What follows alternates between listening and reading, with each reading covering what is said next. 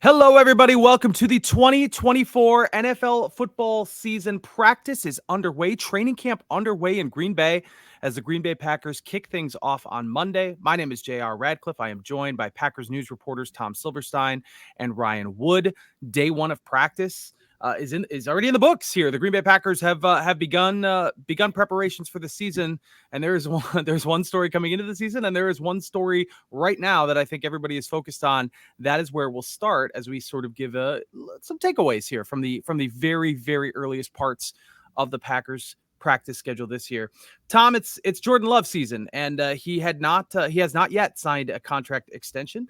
He did not participate on Monday. We learned on Monday that he will not be practicing until this deal is done. I know everybody thinks it's close. I know that the message here is not to worry yet, but I don't know if people were prepared to hear the word holdout getting thrown around a little bit. So give me your takeaway of what you saw Monday and if this matches what your expectations were. Yeah, just from what I had been hearing, they were still working on it as of last week. And, the Packers were also working on the Kenny Clark deal.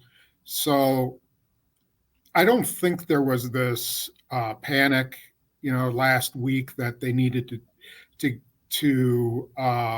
do it right at this second. I think they were probably close enough that they could get it done the first week. But what tells me that it's going to get done is, no general manager goes up to the podium and says it's close.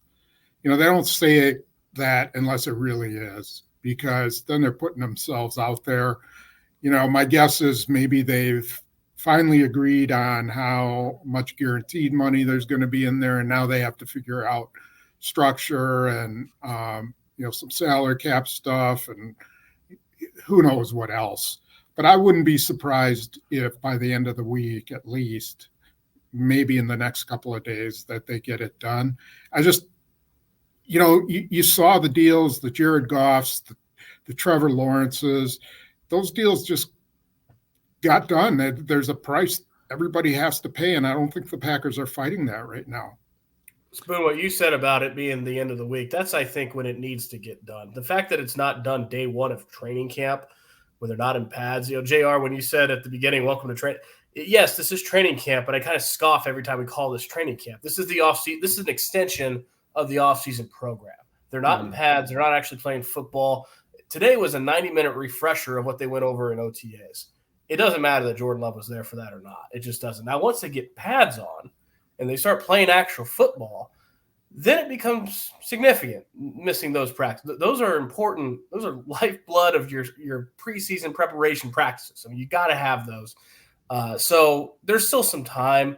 I think that, on one hand, I think it's going to get done because Ryan Gutekunst knows it has to get done. As he said today, Jordan Love's the franchise quarterback. He's the quarterback of the future. They're not sitting around debating that anymore. They're sold in on that idea. This is more structural stuff. One thing that Ryan Gutekunst said, and he's right, is that this is a big deal. Big deals take time. It's not something that it's kind of like turning an aircraft carrier, not a speedboat. It's going to take a little bit of time.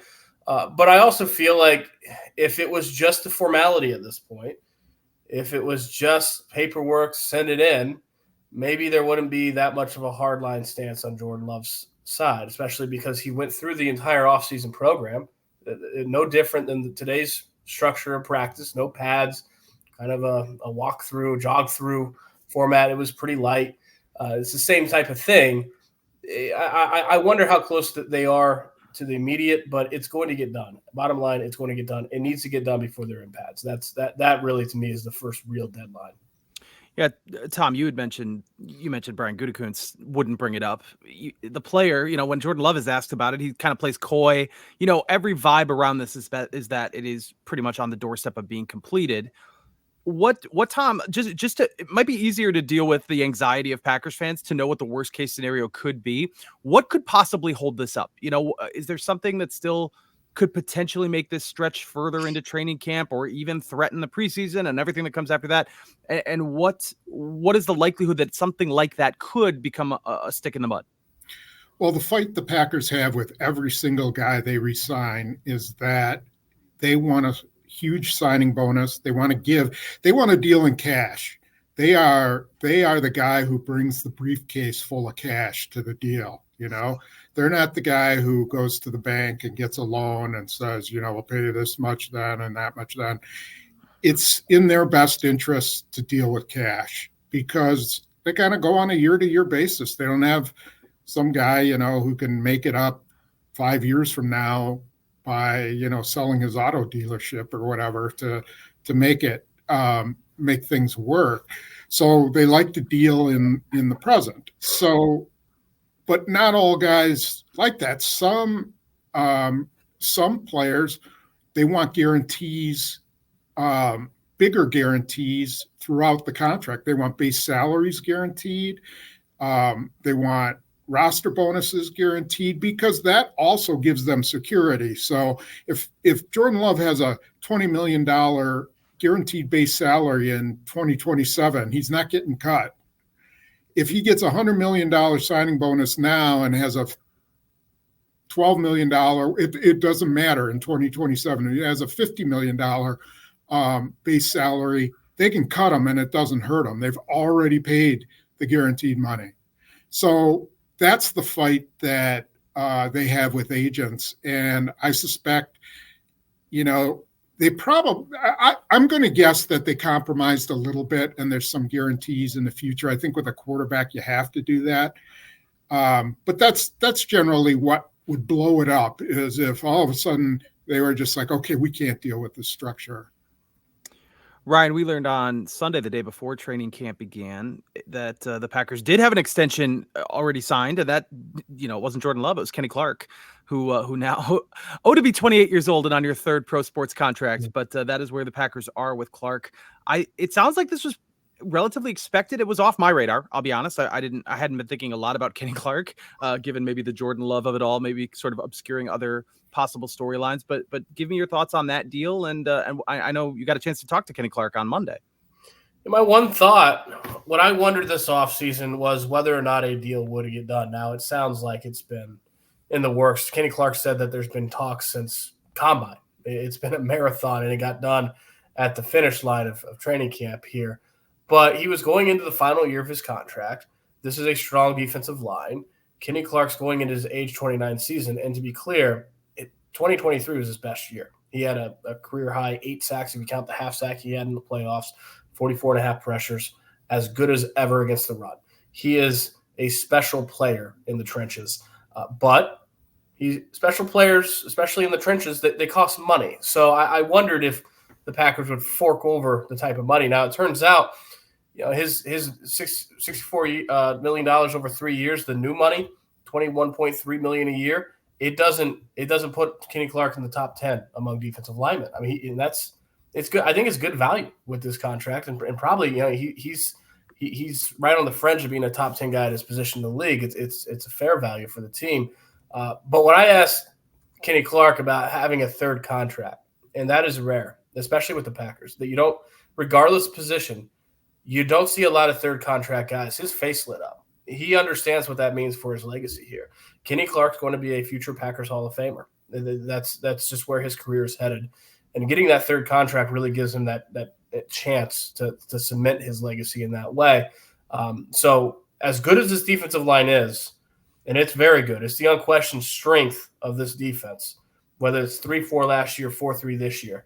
As good as it is, there's just not a guy on this defensive line like Kenny Clark. They can do everything that Kenny Clark does. So, yeah, the fact that he's still young, he's still playing at a high level, and I think in the Packers' perspective, once that figure was what it was, it made sense.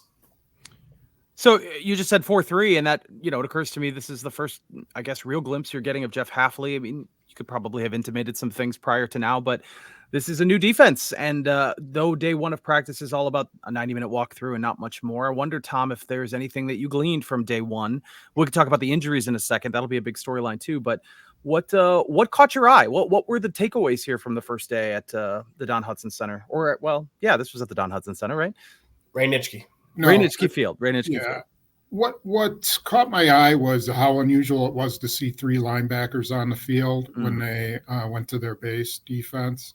It just kind of caught me off guard, and I was like, "Oh, this is a new nickel kind of defense. And then I'm like, oh, no, that's right. This is their base defense now. It's a 4-3. And I would say the other is rookie Javon Bullard was in with Xavier McKinney with the starters. Eric Stokes was starting ahead of Carrington Valentine, although I think that's been happening through OTAs. Mm-hmm. And Isaiah McDuffie and Eric Wilson were out there too. Now, all that stuff will change. It's all based on the off season, and it could change. But it was just different to see that and to see a 3-linebacker set and guys running a different defense. From what I could gather, it was Edgerrin Cooper next to Quay Walker and nickel, and then when they were in the base, it was McDuffie and Wilson. And I'm with you. I think it's going to all get sorted out. But if they're mostly in nickel, that's 2 starters and Bullard and Cooper, day one starters in their preferred defensive setup that they got from the second round. Pretty good use of a second round. You know what stood out to me? Rashawn Gary firing off a 3-point stance. Oh, my goodness. And I guess it shouldn't be a surprise because he played with his hand in the dirt in college and was a first-round pick.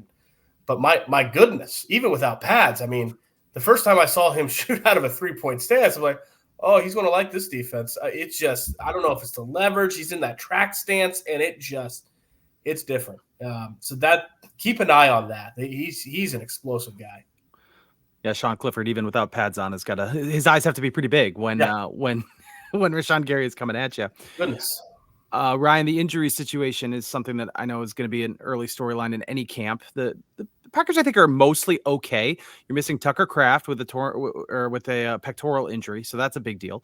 Jaden Reed is missing. A lot of talk in the offseason about how great this receiver room is, and Jaden Reed, their leading pass catcher last year, he starts the year sidelined a little bit with an issue. It doesn't sound like that toe injury is going to be that bad, but he's not here on day one, so I guess that's something to note. Corey Ballantyne was out. Kitana Oladapo we knew would not be there. Also, Marshawn Lloyd, the backup running back, the rookie running back that was just drafted, out with a hip injury. That sounds a little alarming. I don't know. What are the injury takeaways for you? What really stands out or raises alarm bells? I think Marshawn Lloyd being out with a hip was the most surprising. Jaden Reed's got the toe, but we saw what Jaden Reed could do. That'll be fine. I think as a whole, the Packers absolutely make this trade. They take all the injuries they have for having Zach Tom back. Yes, that's right. Yes. That's the biggest news, right? Is Zach Tom, and they're going to be careful with him the first week, I'm sure, of camp. But just having him back at practice, being able to move around, he's going to be good to go. Spoon, I know you spoke with Zach Tom more about his injury ordeal, but just getting him back it's a huge deal. Yeah, he was really excited to be back. I think they'll be very careful with him. He said he's about 85% back on his right side, which is where he tore his pec. Considering he thought he was done for the year when he was lifting and injured himself and thought it was that bad, and it did require surgery. But whatever they did, and whoever did it, I guess it was a doctor out in New York, they did a pretty good job because he's out there. And I don't know what he'll do when the pads get on, but I think he's going to practice, or, maybe they just keep doing individual drills until they can measure him back to close to 90 or 100%. I don't know. But just the fact that he's back there, he looked pretty normal. So that was a big deal. Speaking of injuries, Ryan, I want to give you a chance to talk about your conversation with Eric Stokes. That was a story that ran a few days ago at PackersNews.com. You're talking about him coming back from very significant injuries. What was that conversation like? Because I know that's a guy that a lot of people are going to be watching this year. If he can be a contributor, if he maybe is a starting cornerback, that's a question mark. What did you learn from that whole conversation?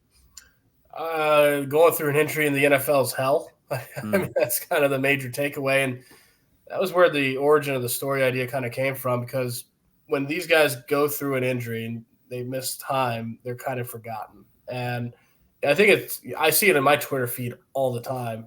the casual fan, not the good fan, but the lower level of fandom. Well, these guys are bums. These guys are lazy, and it's just nothing could be further from the truth. It's absolute hell to go through an ordeal like what Eric Stokes went through, where he has surgery not just on his knee but his foot too, a double surgery, and then he has blood clots to the point where it has to put him in a wheelchair. And he's thinking himself at that point, I'm just going to be lazy and be in a wheelchair. No, man, that's like being injured. Like that's you have it's debilitating at that point.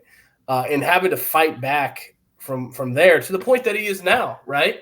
And he went. I asked him when the low point was. He said Denver last year. He's kind of on PUP to start training camp last year. Has the hamstring injuries that delay him. Finally gets a chance midway through, third way through the season at Denver to play 4 special teams reps, and he's back on IR. And that means you got to watch the second half. That nothing about that was expected, and you have to start the process over. So here he is now, as Spoon said, getting first-team reps on day one of camp. And so I think throughout when last season ended with Eric Stokes on injured reserve, you had to wonder, where's his career going? Like, is this going to be a make-or-break type thing? And in many ways, it is. He has to show it. The Packers didn't pick up his 5th-round option as a first-round pick, or his 5th-year option as a first-round pick for a reason. But he's got an opportunity here to be a starter alongside Jair Alexander, and he's getting those reps. And if he stays healthy and he plays like the Eric Stokes that he showed with unlimited potential as a rookie, very few things could mean as more to this defense than that. That you're talking about 2 lockdown corners at that point on the perimeter. That's a huge deal. So it's going to be absolutely worth watching. But he feels, after his trip to Madison to the Badger Athletic Performance, he feels like he's figured out how to really, it was the strength in his foot that he needed a much stronger foot to be able to, it's the base of the body to support everything else. And he'll sit around, when he's playing his PS5 or watching TV, just like picking up a golf ball with his foot and just little exercise, toe yoga, things like that, things that he wasn't doing before to ensure that, it's the little things like that to ensure that he has a strong enough foot to support his weight as a player. But if he can stay healthy, that's a big deal for this Packers defense. I feel like toe yoga would be the only kind of yoga that I could handle. Yeah, if right. It's restricted just to my toes. I think I could maybe pull that off. I had to look up what that was. I mean, I at first when he said that, I was like, that's not real. Like, yeah, no, toe yoga is a real thing. You got to like lift certain toes and like, it's just, I had no idea that existed. Tom, you posted a photo of Josh Jacobs hanging out with some of the WWE guys at practice. I'm going to use some context clues that you are not a WWE person. And full disclosure, neither am I, but Braun Strowman was among the people there. There's a WWE event in Green Bay on Monday night. But Josh Jacobs feels like the right guy to be hanging out. Josh Jacobs has been out there a lot this offseason. He came to Milwaukee for a function where he's dressed in fireman's gear. He has been doing the interview circuit. I feel like he might be a guy that a lot of Packers fans warm up to pretty quickly, and that he does have a pretty good personality. What do you know of him? I mean, with Marshawn Lloyd out, he's like the only guy available here. What have you sort of observed from Josh Jacobs this offseason? Well, it's really smart on his part because he's replacing, one of the most popular players of the last decade or close to it, in Aaron Jones. And so that's a big piano on your back to carry, to try to be Aaron Jones. And it doesn't sound like he's trying to be Aaron Jones. It sounds like he's trying to let people know who Josh Jacobs is, which I think is really smart. From that standpoint, great. I think he's doing a good job. Football-wise, I got no clue. Ask me in September. Sure. And we'll see. I mean, the guy has led the league in rushing 2 years ago. So, he's got some ability. He's a big man. He's a very big man, very powerful. But, the Raiders let him go for a reason. Everybody gets let go for some reason or another. Mm-hmm. And I think he's got to prove himself. There's a prove it year for him get back and show that he can be like a leading rusher type guy in the NFL.